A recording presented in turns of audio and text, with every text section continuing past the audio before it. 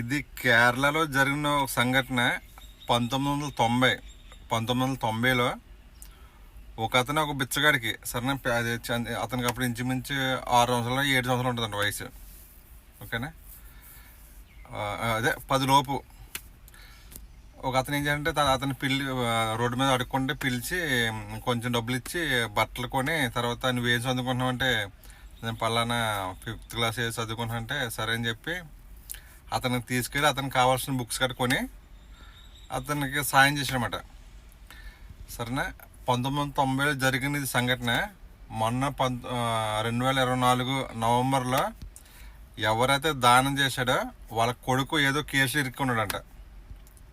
Something ఏదో కేసులో తెలిసిందే కదా, ఏదో మర్డర్ కేసు ఎందుకు ఇరుక్కుంటే తర్వాత అప్పుడు పెట్టిన కేసు మొన్న 2025 జనవరి 16 ఎప్పుడు హీరింగ్ వచ్చిందంట. అదే మనకి వాదిస్తారు కదా అలాగనమాట. ఒక లాయర్ ఈ అబ్బాయి కోసం వాదిస్తానమాట.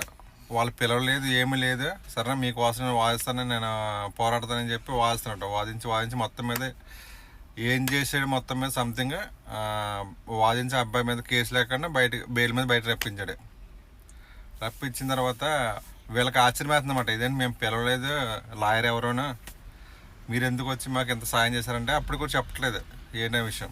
సరేనా. మొత్తం కేసు కట్ట అంతా మొన్న 16 తారీఖున డిసెంబర్ 16 తారీఖున కేసు కట్ట అంతా అయిపోయిందంట. అయిపోయిన తర్వాత తెలిసిందే కదా, కొడుకు ఇలా బయటకు వచ్చేందుకు చిన్న ఫంక్షన్ చేసుకుంటే ఇంటికాడ బంధువులు పిలిచి ఈ లాయర్ని కూడా పిలిచారన్నమాట.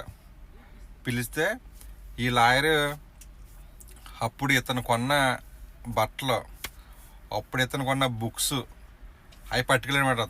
ఇతను పట్టుకెళ్ళి ఒక బాక్స్లో గిఫ్ట్ కింద అతనికి ప్రజెంట్ చేశాడనమాట. మీకోసం తెచ్చిన గిఫ్ట్ అని చెప్పి. ఓపెన్ చేసి చూస్తానికి అర్థం కావట్లేదు, ఆ బుక్స్ అర్థం కావట్లేదు, ఆ బట్టలు కూడా అర్థం కావట్లేదు. సహాయం చేసిన అతను మర్చిపోయాడనమాట ఈ అబ్బాయి ఎవరు. కానీ ఈ అబ్బాయి మర్చిపోలేదు. అప్పుడు చెప్పుకొచ్చాడనమాట, పలానా సంవత్సరం పలానా టైంలో మీరు నాకు ఎలా సహాయం చేశారు, మీరు ఎక్కడ ఉంటున్నారో నాకు తెలిసి మీకోసం 2-3 చాలాసార్లు వచ్చాను కలవడానికి, నేను కన్ను కలవలేదు. మొన్న ఇలాగా మీ అబ్బాయి విషయం నాకు తెలిసింది, ఇలా కేసు ఇరుక్కున్నాడని చెప్పి, చైన్ తప్పుకి ఇరుక్కున్నాడని తెలిసి నేను వచ్చాను, వాదించానని చెప్పాడనమాట. అంటే చూసారా, 1990కి ఇప్పటికి నుంచి 30 సంవత్సరాలు అవుతుంది. సరేనా. అతను చేసిన పుణ్యం ఫలితం ఇతని కొడుకు దక్కిందనమాట. సరేనా. కానీ ఇతను గుర్తుంచుకోవడం చూడండి చాలా గ్రేట్. ఎవరు ఇతను అతను చూడండి, అతను బుక్స్ కొనివ్వడం, బట్టలు కొనివ్వడం, ఇతను లాయర్ అవ్వడం, అది గ్రేట్. ఇది చెప్పడం మర్చిపోయి ముందు. ఇతను లాయర్ అయ్యాడనమాట. లాయర్ అవ్వటం, మళ్ళీ సహాయం చేసిన కొడుకునే బయట రప్పించడం ఎంత విచిత్రం అంటే నిజంగానే అది చెప్తున్నా. పుణ్యం అనేది ఈరోజు చేస్తే ఈరోజే మనకు దక్కదు, పొద్దున్న చేస్తే సందర్భం మనకు దక్కదు, దాని టైం పడుతుంది.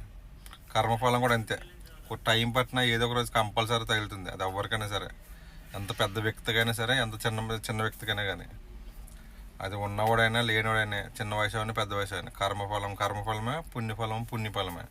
సరే మీరు చూసారా సరే ఎప్పుడు సాయం చేశాడు, ఆ సాయం ఎన్ని సంవత్సరాల తర్వాత అతనికి కూడా దక్కలేదు ఆ ఫలితం, తన కొడుకు దక్కింది. చూసారా అలా ఉంటుంది. సరేనా. అతను చేసిన సహాయాన్ని ఇతను మర్చిపోకుండా నించుకున్నాడు చూసారా, అది ఇంకా గ్రేట్. ఎప్పుడైనా సరే ఎవరి దగ్గరైనా సరే ఓ రూపాయి తిన్నా, ఎవరి దగ్గరైనా టైంలో మనకి ఒక ముద్ద పెట్టినా అని జీవితంలో మర్చిపోతే ఈ రోజు కాకపోతే ఏదో ఒక రోజు మన కర్మ మనమే వెలిగించుకున్నట్టు ఉంటుంది. సరేనా. ఎంత విచిత్రమో సరే ఊహించుకోండి. అలా ఉంటుంది ఫలితం అనేది. పుణ్య ఫలితం అలా ఉంటుంది, కర్మ ఫలితం అలా ఉంటుంది.